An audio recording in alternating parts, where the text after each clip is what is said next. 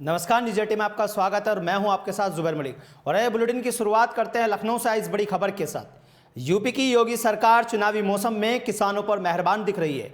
एक बड़ा कदम उठाते हुए योगी सरकार ने किसानों पर पराली जलाने को लेकर दर्ज केस को वापस ले लिया है। बता दें कि मुख्यमंत्री योगी आदित्यनाथ ने कुछ दिन पहले ऐलान किया था कि पराली जलाने वाले किसानों पर दर्ज मुकदमे वापस लिए जाएंगे, जिसके बाद अब सरकार ने इन केसों को वापस ले लिया है। यूपी सरकार ने पराली जलाने के मामले में किसानों के ऊपर 868 केस वापस लिए हैं। Additional chief secretary Awanish Awasthi की तरफ से जारी बयान में कहा गया है कि किसान विकास में अहम किरदार निभाते हैं, इसलिए सरकार ने किसानों के ऊपर से पराली जलाने के 868 मुकदमे वापस लिए हैं। तो सूबे की योगी सरकार ने पराली जलाने के मामले में किसानों के ऊपर से करीब 868 केस वापस लिए हैं। Additional chief secretary Awanish Awasthi ने इस बात की जानकारी दी है और उन्होंने बताया है कि किसान विकास में अहम रोल प्ले करते हैं, जिसके चलते सरकार ने किसानों के ऊपर से पराली जलाने के 868 मुकदमे वापस लिए हैं। ये खबर किसानों के लिए बेहद हर्षोल्लास की खबर है, क्योंकि सूबे की योगी सरकार ने किसानों के ऊपर दर्ज 868 मुकदमे वापस ले लिए हैं, जिसके बाद से किसान गदगद हैं। यूपी के किसानों के लिए ये एक बड़ी ही सुख भरी खबर है, बड़ी ही अच्छी खबर है कि जो किसान पराली जलाने के चलते जिन पर केस दर्ज किए गए थे, मुकदमे किए गए थे, अब योगी सरकार ने उस मुकदमों को वापस ले लिया है। हालांकि कई मान्यगण इन चीज़ों को आगामी 2022 विधानसभा चुनाव के मद्देनज़र उससे भी जोड़कर देख रहे हैं, क्योंकि आगामी 2022 में विधानसभा चुनाव हैं। कहीं ना कहीं भारतीय जनता पार्टी उस लिहाज से भी किसानों पर मेहरबान दिख रही है, क्योंकि पिछले 9 महीने से केंद्र सरकार की ओर से लाए गए कृषि कानूनों के बाद से किसान, खास करके पश्चिम यूपी के जो जाट वोटर्स हैं, जाट किसान हैं, वो काफ़ी नाराज चल रहे थे सरकार से, जिसके बाद से वो दिल्ली की सरहदों पर लगातार बैठे हुए हैं और धरना कर रहे हैं तीनों कृषि कानूनों के खिलाफ। तो वहीं सूबे की योगी सरकार ने उत्तर प्रदेश में अब मुकदमे भी वापस ले लिए। वहीं इस खबर पर ज़्यादा जानकारी के लिए फोन लाइन पर हमारे सहयोगी अभिषेक शर्मा जुड़ गए हैं। अभिषेक, क्या कुछ जानकारी है? जैसे कि योगी सरकार ने ये 868 मुकदमे वापस लिए किसानों के, तो इसके बाद से क्या लगता है कि किसान अब खुश हो जाएंगे? जी देखिए, जो किया जा रहा है किसानों को मनाने के लिए किया जा रहा है। प्रयास यही है कि किसी तरीके से नाराज चल रहे किसानों को संतुष्ट किया जाए। 18 तारीख से लखनऊ में बीजेपी का किसान सम्मेलन भी है। हर विधानसभा से 50 बड़े किसान बुलाए जा रहे हैं। जिस तरह से मुकदमे वापस किए गए हैं, योगी सरकार की मंशा है कि किसी तरीके से नाराज किसानों को संतुष्ट किया जाए। तो कहीं ना कहीं अभिषेक, भारतीय जनता पार्टी एक के बाद एक किसानों के लिए कोई ना कोई नया काम करने पर लगी है। उधर अगर हम बात करें, अलीगढ़ में यूनिवर्सिटी का शिलान्यास किया गया और अब ये मुकदमे वापस लिए जा रहे हैं, तो क्या ये कहीं ना कहीं किसानों के लिए एक अच्छी खबर आ रही है? चलिए, बहुत बहुत शुक्रिया अभिषेक इस खबर पर जानकारी देने के लिए, क्योंकि मुख्यमंत्री योगी आदित्यनाथ ने कुछ दिन पहले ही ऐलान कर दिया था कि जो पराली जलाने वाले किसानों पर मुकदमे दर्ज हैं उनको वापस ले लिया जाएगा, जिसके बाद अब योगी सरकार ने किसानों के ऊपर से 868 केस वापस भी ले लिए हैं।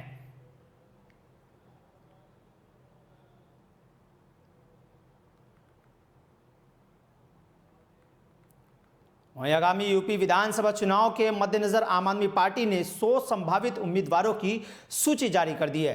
पार्टी से राज्यसभा सांसद संजय सिंह ने आज प्रेस कॉन्फ्रेंस कर प्रत्याशियों के नाम की लिस्ट भी जारी की है। उन्होंने कहा है कि तिरंगा यात्रा में भीड़ इस बात का सबूत है कि उत्तर प्रदेश में आम आदमी पार्टी का जनाधार बड़ा है।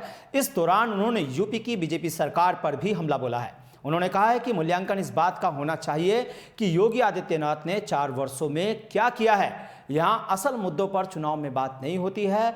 अब्बा जान और चाचा जान की यूपी के लोगों को भला नहीं होने वाला है। मैं एक एक करके विधानसभाओं के नाम और जो हमारे प्रभारी हैं उनके नाम मैं आपके सामने पढ़ रहा हूं। आगरा फतेहपुर सीकरी से बने सिंह जी पहलवान, आगरा कैंट से प्रेम सिंह जाटव, आगरा एतमादपुर से गौतम सिंह जी, अलीगढ़ सदर से मोनिका थापर, अंबेडकर नगर जलालपुर सीट से राजेंद्र कुमार वर्मा। और इतनी बड़ी तिरंगा यात्रा हुई। उसके बाद आगरा, उसके बाद नोएडा। आगरा में इन्होंने बौखला के मुकदमा भी कर दिया और कल अयोध्या में जिस प्रकार की तिरंगा यात्रा हुई किसी ने कल्पना भी नहीं की थी। भारतीय जनता पार्टी अपना गढ़ मानती है अयोध्या को। उस अयोध्या में हजारों की संख्या में हाथ में तिरंगा लेके लोग निकले सड़कों पर और सबने खुशहाल उत्तर प्रदेश का संकल्प लिया। मूल्यांकन इस बात का होना चाहिए कि किसान को उसके फसल का दाम क्यों नहीं मिलता और कब मिलेगा, माताओं बहनों की सुरक्षा कब होगी, 8 साल 10 साल की बच्चियों के साथ बलात्कार की घटनाएं क्यों हो रही उत्तर प्रदेश में, इस पर बातचीत करिए। और अगर 4.5 साल में इस सरकार ने कोरोना की महामारी में लोगों को दर्द दिया है और लोगों ने देखा है कि गंगा नदी में हजारों लाशें सड़ी हुई पाई गई, तो इसका सवाल तो बनता है, ये सवाल सत्ता से पूछने होंगे। और इसलिए अगर अब्बा जान चाचा जान इन सवालों पर चुनाव को ले जाना चाहते हैं तो इस ध्रुवीकरण की राजनीति से उत्तर प्रदेश के लोगों का तो कोई भला होने वाला नहीं है, ना किसानों का, ना नौजवानों का, ना आम आदमी का। तो राज्यसभा सांसद संजय सिंह लगातार सूबे की योगी सरकार पर हमलावर है। वहीं इस खबर पर ज्यादा जानकारी के लिए हमारे सहयोगी फोन लाइन पर जुड़ गए अभिषेक शर्मा लखनऊ से। अभिषेक, क्या कुछ जानकारी है इस खबर को लेकर के, जैसे कि सांसद संजय सिंह लगातार हमलावर है और वो कह रहे हैं कि विकास की जो 4 साल में योगी सरकार ने काम किए हैं उसकी सूची जारी करनी चाहिए और उसके बारे में बताना चाहिए। देखिए, विकास की सूची क्या जारी करें, उत्तर प्रदेश में जब विज्ञापन लगवाए जाते हैं बड़े बड़े अखबारों में योगी सरकार के द्वारा, तो कोलकाता के फ्लाईओवर और कोलकाता की पीली टैक्सियों को कॉपी कर लिया जाता है और कॉपी करने वाले महानुभाव या नहीं समझ पाते हैं कि यह दृश्य कहाँ का है। काफी फजीहत के बाद योगी सरकार ने उस विज्ञापन को हटवाया। अब बात करते हैं आम आदमी पार्टी की। आम आदमी पार्टी उत्तर प्रदेश में दिल्ली मॉडल विकास के मुद्दे पर चुनाव लड़ना चाहती है। राष्ट्रवाद का भी मुद्दा आम आदमी पार्टी ने जोरों शोरों से उठाया है। लगातार तिरंगा यात्रा की, पहले लखनऊ, फिर नोएडा, फिर आगरा और अब अयोध्या, जो भारतीय जनता पार्टी का गढ़ है, और बड़ा जन सैलाब उमड़ा तिरंगा यात्रा में। और कल जब शाम को आम आदमी पार्टी कार्यालय में 6 बजे संजय सिंह ने प्रेस कॉन्फ्रेंस की तो 100 उम्मीदवारों की घोषणा कर दी, जिसमें लखनऊ व आसपास के जिलों में संभावित 100 उम्मीदवारों की घोषणा कर दी। आम आदमी पार्टी पूरी तैयारी के साथ विधानसभा चुनाव लड़ने वाली है और अगर आम आदमी पार्टी को बड़ी सफलता मिलती है तो सीधा नुकसान भारतीय जनता पार्टी को होगा। अभिषेक, आपसे ये भी जानना चाहेंगे, जैसा कि कभी भारतीय जनता पार्टी एक राष्ट्रवाद को मुद्दा बना करके और समाजवाद को मुद्दा बनाकर चुनावी मैदान में उतरती थी, क्या इस बार आम आदमी पार्टी भी उसी नक्शे कदम पे चल रही है? देखिए, आम आदमी पार्टी ने राष्ट्रवाद के मामले में वर्तमान समय में उत्तर प्रदेश में योगी सरकार को पीछे छोड़ दिया है।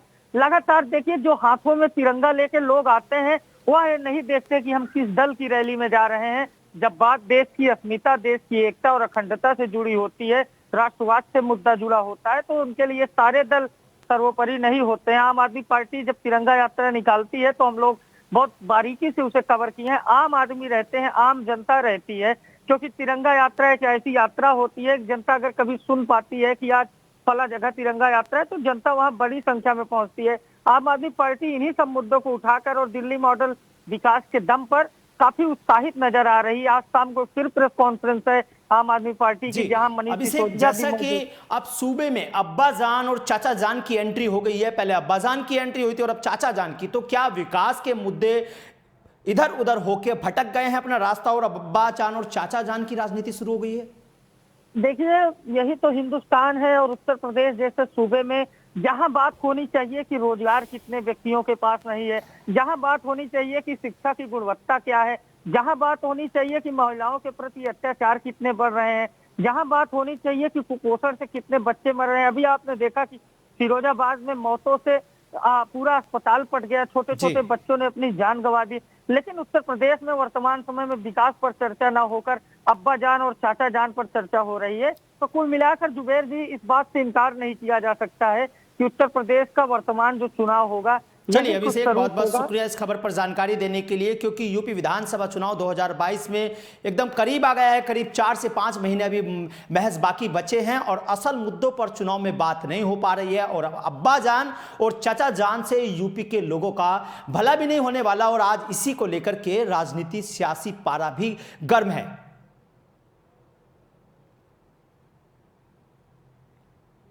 और आइए रुक करते अगली बड़ी खबर की ओर। यूपी के संभल जनपद में सदर कोतवाली इलाके के एसडीएम कार्यालय से चंद कदमों की दूरी पर एक युवक की कुछ लोगों ने लाठी डंडों से पिटाई कर दी। युवक का आरोप है कि वह शादीशुदा महिला से फोन पर अश्लील बातें कर रहा था, जिससे गुस्साए पति ने युवक की जमकर धुनाई कर दी। युवक की इस पिटाई का वीडियो सोशल मीडिया पर तेजी से वायरल हो रहा है।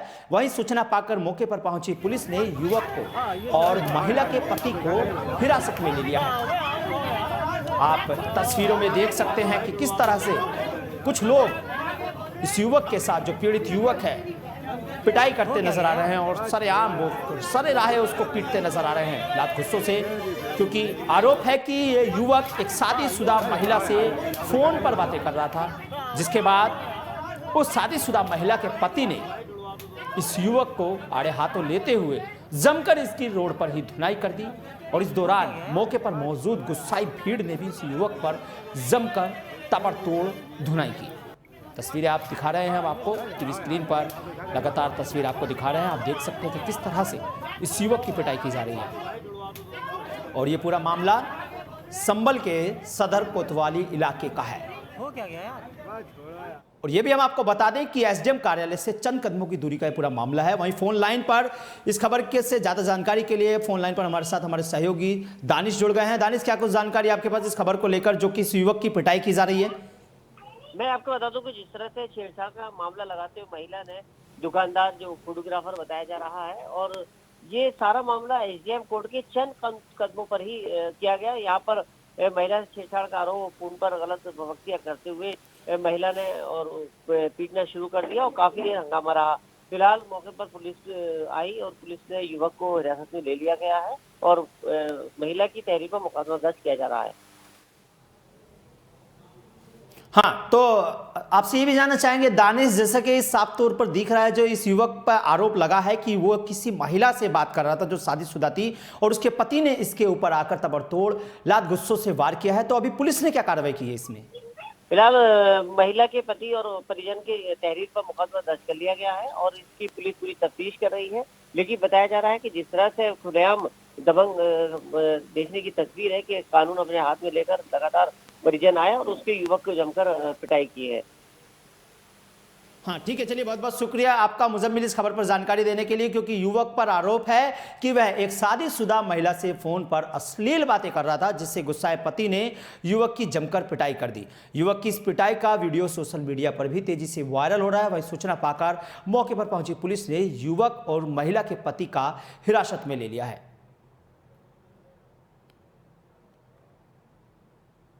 वहीं छत्तीसगढ़ के रायपुर के धरसीवा के औद्योगिक क्षेत्र सिलतरा में स्कूली छात्रों के द्वारा अंडरब्रिज की मांग को लेकर प्रदर्शन किया गया, जिसमें काफी संख्या में स्कूली छात्र छात्राओं ने अंडरब्रिज के मांग को लेकर प्रदर्शन किया।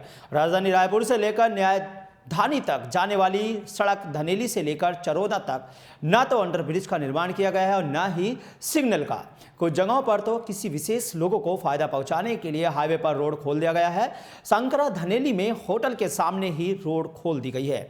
चारों तरफ गाड़ी आने से दुर्घटना की स्थिति बनी होती है।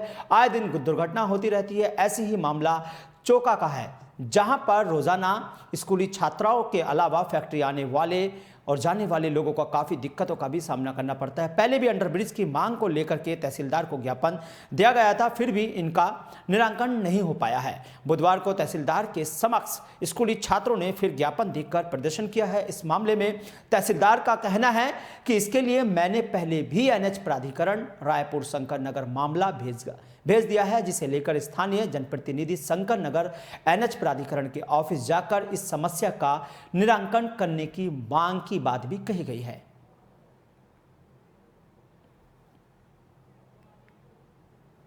तो ये पूरा मामला छत्तीसगढ़ का है, जहां पर स्कूली छात्र छात्राएं अंडरब्रिज की मांग को लेकर के प्रदर्शन कर रहे हैं और स्कूली छात्रों के अलावा यहाँ पर फैक्ट्री का आने जाने लोग भी दिक्कतों का सामना करना पड़ता है। हम आपको तस्वीरें भी दिखा रहे हैं लगातार कि किस तरह से बच्चे अंडरब्रिज की मांग को लेकर प्रदर्शन कर रहे हैं और गुस्साई भीड़ यहाँ लगातार अंडरब्रिज की मांग को लेकर प्रदर्शन कर रही है। हालांकि पहले भी अंडरब्रिज की मांग को लेकर तहसीलदार को ज्ञापन सौंपा गया है, लेकिन इस पर अभी तक कोई कार्रवाई नहीं हुई है।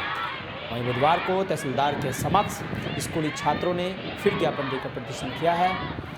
इस मामले में तहसीलदार का कहना है कि इसके लिए उन्होंने पहले ही एनएच प्राधिकरण रायपुर शंकर नगर मामला भेजा गया था, जिसे लेकर स्थानीय जनप्रतिनिधि शंकर नगर एनएच प्राधिकरण के ऑफिस जाकर इस समस्या की बात भी कही है।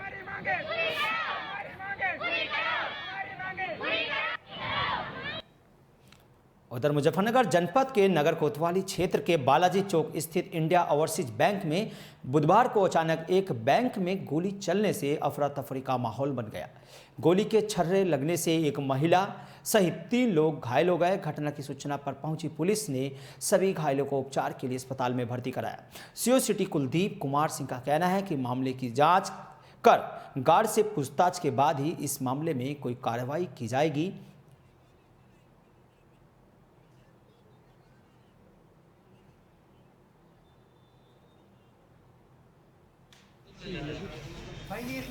इंडियन ओवरसीज बैंक है जो कि इस पे बालाजी चौक पे है। तो आज इसमें बैंक में भीड़ भाड़ हो रही थी, तो वहाँ पे गार्ड है मेहंदी हसन नाम का, जो कि अभी 4-5 महीने पहले ही यहाँ बैंक में आया है। सुरक्षा एजेंसी के माध्यम से ये गार्ड की यहाँ नियुक्ति हुई है। और इसके पास डबल बैरल गन थी, DBBL गन थी इसके पास, और उसकी सीलिंग टूटने की वजह से बंदूक गिरी और बंदूक अचानक चली, जिससे 3 लोगों को छर्रे लगे हैं, जिसमें एक महिला शामिल है। 3 लोगों के पैरों में छर्रे लगे हैं। कोई खतरे से 3 लोग बाहर हैं। 3 लोगों का अस्पताल में उपचार कराया जा रहा है। और जो गार्ड है उससे पूछताछ की जा रही है कि क्या कारण रहे, किस कारण से बंदूक चली। गार्ड को हिरासत में लिया गया? नहीं, गार्ड से फिलहाल पूछताछ की जा रही है, हिरासत में नहीं लिया गया। हम पूछताछ करेंगे, जैसे ही जो भी बिंदु निकल के आएगा उसी पे हम गहनता से कार्रवाई करेंगे। ये लापरवाही नहीं है सर, जो अगर गोली चला जो भी बिंदु है, चाहे वो लापरवाही है या जो भी है, हर चीज़ पे गहनता से जाँच की जाएगी, उसके बाद कार्रवाई की जाएगी। क्या हुआ आपके हाथ? भैया पैसे निकालने आया था। क्या करना है बैंक में? पैसे निकालना है बैंक में, पैसे निकालने के लिए। जी, फिर चलो तो मेरे भाई बोल। वहीं फोनलाइन पर हमारे सहयोगी मुजफ्फरनगर से जुड़ गए हैं। क्या कुछ जानकारी है आपके पास इस खबर को लेकर, जैसे कि इंडियन ओवरसीज बैंक में सरेआम गोलियां जो चली हैं? देखिए, पूरा मामला मुजफ्फरनगर थाना सिविल लाइन क्षेत्र के इंडियन ओवरसीज बैंक का है, जहां पर जो है एक सुरक्षाकर्मी जो गार्ड होता है बैंक का, उनकी जो है डबल बैरल की एक बंदूक थी, वो अचानक नीचे गिर जाने से जो है गोली चल गई। गोली चलने के बाद महिला सहित 3 लोगों को गोली लगी है। इस पूरे घटनाक्रम के बाद जो है बैंक परिसर में जो है चीख पुकार मची। उसके बाद स्थानीय लोगों की मदद से स्थानीय पुलिस पर पहुंचा और घायलों को इलाज के लिए जो है नजदीकी CHC भर्ती कराया है। लेकिन बड़ा सवाल यह है कि इस तरह भीड़ भाड़ वाले क्षेत्र में गोली चलना और इस तरह जो है लगना, ये एक बड़ी जो है हादसे का एक कारण बन सकती थी, क्योंकि ये गोली किसी को अगर किसी अप्रिय घटना के चलते लग जाती तो इसका जिम्मेदार कौन होता। लेकिन पूरे घटनाक्रम के बाद आला अधिकारी जो है सुरक्षा कर्मी आपसे ये भी जानना चाहेंगे, जैसे कि पूरा मामला रिहायशी इलाके का है मुजफ्फरनगर के, लेकिन यहाँ पर सवाल ये उठता है कि जिन लोगों ने गोली चलाई, क्या उनकी अभी तक पहचान हो पाई है? देखिए, पूरा मामला ये इस तरह का है कि इसमें जो सुरक्षा कर्मी था, उसी की जो डबल बैरल की बंदूक थी वो अचानक नीचे गिर गई। उसके गिरने के बाद बताया जा रहा है कि गोली चली है। गोली चलने के बाद जो है महिला सहित 3 लोगों को गोली लगी है। ये पूरा घटनाक्रम। जी चलिए, बहुत बहुत शुक्रिया इस खबर पर जानकारी देने के लिए, क्योंकि मुजफ्फरनगर में ये पूरा मामला हुआ है, जहां इंडिया ओवरसीज बैंक में बुधवार को अचानक एक बैंक में गोली चल गई और गोली चलने से वहां पर अफरा तफरी का माहौल मच गया था, जिसके बाद गोली के छर्रे लगने से महिला सहित 3 लोग गंभीर रूप से घायल हो गए, जिसके बाद मौके पर पहुंची पुलिस ने कार्रवाई की भी शुरुआत कर दी है।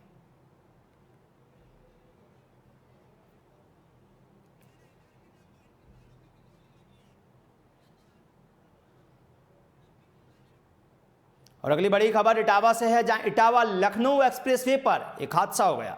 जबकि बड़ी खबर इटावा लखनऊ एक्सप्रेसवे पर हादसा हो गया, जहां तेज रफ्तार बस एक ट्रक से टकरा गई। हादसे में 2 लोगों की मौत हो गई, जबकि 13 लोग गंभीर रूप से घायल हो गए। पूरा मामला इटावा आगरा लखनऊ एक्सप्रेसवे का है, जहां एक बड़ा हादसा हुआ है। एक तेज रफ्तार बस एक ट्रक से जा टकराई और बस में करीब 40 से अधिक लोग सवार थे, जिसमें 2 लोगों की दर्दनाक मौत हो गई और 13 लोग बस में गंभीर रूप से घायल हो गए। मौके पर पहुंची पुलिस ने घायलों को सफाई PGI में भर्ती कराया, जहां उनका इलाज चल रहा है। फिलहाल पुलिस मामले की जांच पड़ताल भी कर रही है। इस वक्त की बड़ी खबर हम आपको बता रहे हैं,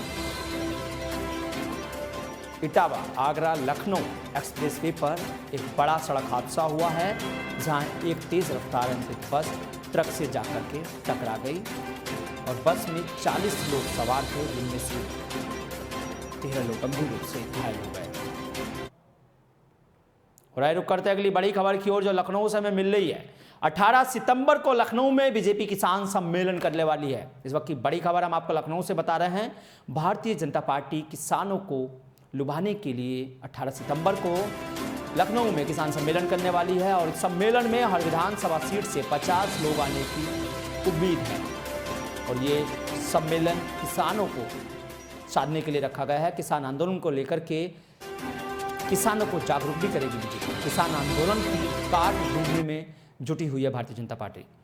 तो बॉर्डर पर बैठे किसानों को मनाने के लिए बीजेपी नया रोड मैप तैयार करने में जुटी हुई है। रूठे किसानों को मनाने के लिए बीजेपी की ओर से हर संभव प्रयास किया जा रहा है।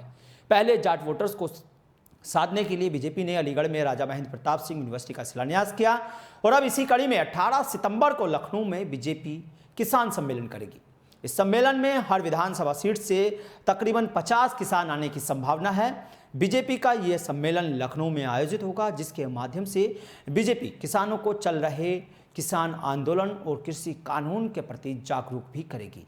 इस वक्त की बड़ी खबर हम आपको बता रहे हैं लखनऊ से, जहां 18 सितंबर को बीजेपी एक किसान सम्मेलन करने वाली है, जिसके माध्यम से बीजेपी किसानों को किसान आंदोलन के बारे में भी जागरूक करेगी और अपनी नीतियां भी बताएगी और काफ़ी कुछ वहां पर किसानों को लेकर के बताया जाएगा कि जो कृषि कानून है उनसे भी रूबरू किसानों को कराया जाएगा, उसके बारे में भी जानकारी दी जाएगी। तो कहीं ना कहीं 2022 विधानसभा चुनाव के मद्देनज़र हर तरह से भारतीय जनता पार्टी किसानों को साधने में लगी हुई है।